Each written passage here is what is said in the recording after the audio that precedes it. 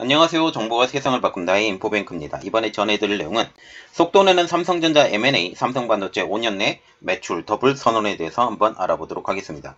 여러분의 구독, 좋아요, 그리고 필요하시다면 알람 설정까지 부탁드리겠습니다. 지금 삼성전자가 대형 인수합병인 M&A의 물밑 작업에 가속도가 붙고 있다는 소식이 들려오고 있죠. 외국에서 반도체 전문가도 영입하고 디바이스 경험 부분에 신사업 인수합병 전담 조직도 신설하면서 이제 반도체 부분의 M&A 관련 조직도 강화한 것으로 드러나고 있죠. 양대 사업의 관련 조직을 이제 재정비하고 핵심 인력들을 잇따라 전진 배치 또는 영입을 한 것으로 확인이 되고 있습니다. 2026년까지 반도체 매출을 지난해보다 2배로 키우겠다는 전략도 세운 것으로 알려지고 있는데, 이는 대형 인수합병을 염두에 둔 포석으로 풀이된다는 사실이죠. 이렇기 때문에 이제 삼성은 M&A를 반드시 한다, 반드시 할 것이다 라는 말까지 나오고 있는 사실입니다. 이제 좀 더 깊이 들어가, 한 걸음 더 깊이 들어가서 이제 알아볼 내용은 속도내는 삼성전자 M&A, 삼성반도체 5년 내 매출 더블 선언입니다. 지금 이의를 제기에 따르면 삼성전자는 지난달에 한종희 DX 부문장을 직속으로 해서 신사업 태스크포스가 조직을 신설했다고 전하고 있습니다. 지금 TF장은 전사의 경영지원실 기획팀장이었던 김재윤 부사장님에게 맡겼는데요. 김 부사장은 지난해 말에 부임한 박학규 경영지원실장 휘하 아래서 M&A 업무를 주도를 했던 기획팀을 이끌어왔죠. 한 부회장은 올해 1월 M&A와 관련을 해서 조만간 좋은 소식이 있지 않을까, 좋은 소식이 나올 것 같다 라고 말한 바가 있습니다. 지난달 1월에 임직원 간담회였던 DX 코넥트에서는 CEO 직속 신사업 조직 신설도 언급을 했죠. 실제로 이제 직속 조직이 꾸려진 사실이 밝혀지면서 재계에서는 삼성전자가 구체적으로 이 M&A의 투자 결정이 임박한 것이 아니냐라는 해석도 나오고 있기 때문에 지금 이러한 것들이 결국은 M&A로 간다, M&A를 반드시 하겠다라는 의지를 표현을 한다라는 것이죠. 지금 DS 부분과 전사 연구원 조직에서도 M&A 관련 인재 영입 및 배치의 움직임이 이어지고 있습니다. DS 부분, 지금 반도체 혁신센터의 마코 치사리 신임 센터장이 대표적인데요. 뱅크 오브 아메리카 출신의 반도체 투자 전문가인 치사리 신임 센터장은 독일의 반도체 기업이었던 인피니언의 사이프러스 인수, 지금 현재 이게 100억 달러 규모로 알려지고 있는데, 이 반도체 업계의 대형 딜을 성사시켰던 인물이기 때문에 삼성전자가 이분을 인수하면서 결국 전국에는 M&A를 할 것이다 라고 대외적으로 표명을 한 것이죠. 지금 SSIC는 삼성전자 내부 반도체 관련 데이터가 최종적으로 직결하는 핵심 조직으로 알려지고 있는데, 이 핵심 조직에 이끌 장을 이제 M&A 전문가로 채워 넣었다라는 사실이죠.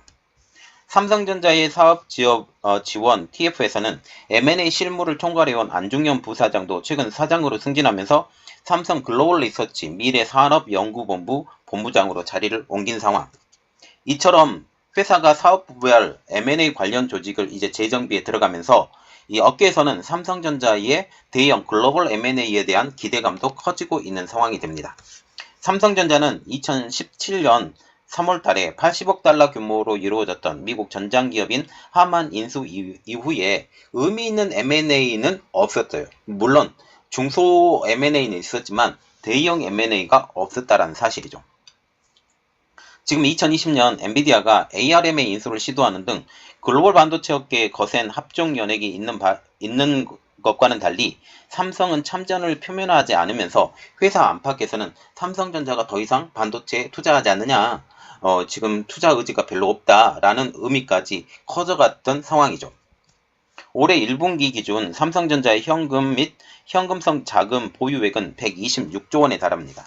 삼성전자가 2019년 2030 시스템 반도체 1위 비전을 발표한 데 이어서 지난해 1분기 실적 발표 당시 3년 내에 의미 있는 규모의 M&A가 있을 것이라고 공언을 했는데, 1년을 지난 지금 현 상황에서도 아무런 M&A 소식 없기 때문에 지금 이러한 것들이 의지가 없는 것처럼 보이고 있는 것이죠. 재계 관계자는 삼성전자가 여러 경영 환경적 리스크로 인해 대규모 투자나 M&A를 결정하지 못했던 동안 첨단 기술 업계는 빠른 속도로 재편돼 왔다라고 하면서 삼성도 새로운 먹거리 마련을 위해서 이제는 활시를 단기할 대로 보인다라고 하면서 M&A의 필요성에 대해서 지금 재계 관계자들도 이야기를 하고 있다는 사실이죠. 그리고 우리가 더욱더 눈여겨봐야 될 것은 삼성반도체가 5년 내에 매출 더블 선언입니다. 9일 재계에 따르면 삼성전자는 디스플레이를 포함한 반도체 부문 매출을 2026년 250조 원으로 선언을 했다라는 것이죠. 이는 지난해 DS 부문 매출인 125조 원의 2배, 더블이라는 겁니다. 매년 15%가 성장을 해야만이 달성이 가능한 수치로 보고 있는데요. 최근 5년간 삼성 DS 부분의 연매출 평균 증가율은 지금 4.9% 정도. 그래서 매년 15%를 달성하기에는 보기에는 너무 어려워 보이죠. 지난 5년치 대비 3배를 성장을 해야만 이 수치를 달성을 한다라는 목표치입니다. 삼성전자 고위 관계자도 이와 관련해서 충분히 달성 가능하다는 게 경영진의 판단이라고 말을 했죠. 자, 지금 보시면 삼성전자 반도체 부문 매출을 보면 2021년에 125조, 그리고 2026년에 250조, 더블로 올라가야죠. 지금 현재 이 거의 평행선을 그었고 조금 올라가다가 떨어졌다가 다시 올라가는 이러한 상황에서 이 2026년 더블 선언은 거의 힘든 것처럼 보일 수도 있어요. 물론 5년의 기간 중에 삼성전자 반도체 캐파는 대폭 늘어납니다. 생산 능력이라고 말하죠. 생산 능력은 대폭 늘어나는데 그 대표적인 것이 단일 팹으로는 세계 최대 규모인 평택 3공장이 올 하반기에 가동이 시작할 예정이고 지금 P3와 같은 경우는 메모리 반도체와 파운드리 복합 생산 시설입니다. 그리고 평택 4공장 P4 역시 이르면 2024년에 가동하고 미국의 텍사스주의 테일러시에 납정된 파운드리 공장은 지금 2024년 하반기에 양산에 들어간다라는 게 목표이죠. 그래도 지금 삼성전자가 2026년에 잡았던 매출 250조를 달성하기에는 한계가 있다라는 분석이 나오고 있습니다. 지난해 지금 삼성전자의 DS 반도체 부문에서 메모리가 차지하는 비중은 58%, 그리고 디스플레이를 제외하면 77%에 달합니다. 투자은행인 골드만삭스와 시장조사업체인 옴디아에 따르면 2020년에서 2025년 메모리 시장은 연평균 10%가량 성장할 전망으로 알려지고 있죠. 삼성의 점유율은 지난해 4분기 기준 D램은 42.3%, 낸드 플래시는 33.1%. 다만 메모리 반도체 시장에서 삼성전자가 큰 폭으로 점유율을 올리는 데에는 한계가 있다라는 분석이죠. D램은 빅3로 불리는 삼성, SK하이닉스, 마이크론이 완전히 90% 이상을 과점하고 있고 낸드 플래시 역시 지금 키옥시아, 웨스턴 디지털, 그리고 SK하이닉스, 마이크론이 각각 10%의 점유율로 삼성을 추격하고 있기 때문에 오히려 점유율이 떨어질 수 있다라는 분석까지 나오고 있는 상황이죠. 파운드리 시장도 마찬가지입니다. 트랜스포스는 글로벌 파운드리 시장이 2020년부터 2025년까지 연평균 2자릿수로 성장할 것으로 분석을 하고 있죠. 하지만 지난해 삼성전자의 점유율이 18%로 대만의 TSMC인 53%와 격차가 지금 좀처럼 좁혀지지 못하고 있는 사실. 그래서 대만의 TSMC가 완전히 절반가량을 가지고 있는 상황에서 이 점유율이 더욱더 늘어날 수 있다는 분석까지 나오고 있는 상황입니다.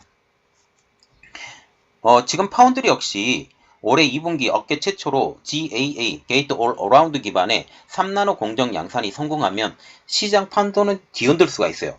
그런데 문제는 완전하게 TSMC를 누를 순 없다라는 분석이에요. 지금 공장 규모 자체가 TSMC가 훨씬 크기 때문이죠. 그래서 업계 관계자는 이렇게 말을 했어요. 삼성이 게이트 올 어라운드 GAA 3나노 양산에 성공하더라도 애플, AMD, 퀄컴 등 TSMC의 대형 고객을 대거 빼앗아 오기는 어렵다라고 진단을 하고 있는 것이죠. 익명을 원한 증권사 애널리스트 역시 독과점 이슈나 시장 구조를 고려할 때 삼성이 메모리 점유율을 무작정 높일 수도 없고 파운드리 역시 수년 내에 TSMC를 따라잡을 가능성이 매우 낮다라고 밝혔습니다. 결국 지금 삼성전자가 매출 더블을 기록을 하려면 지금 굵직한 M&A가 뒤따라야 한다는 게 전문가들의 분석입니다.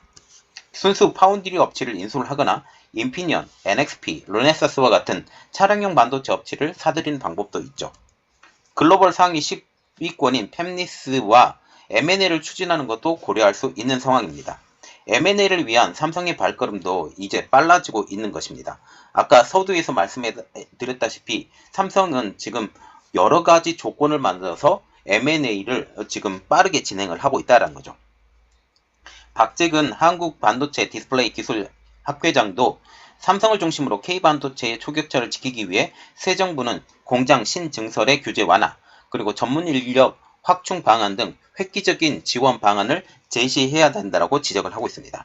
자, 지금 보시면 인수합병의 시동을 거는 삼성전자를 지금 그림이 있어서 나왔는데 DX 경험 부분, 그리고 반도체 부분, 삼성 글로벌 리서치 이렇게 삼각편들을 이용을 해서 M&A에 시동을 거는 것을 지금 보이고 있죠.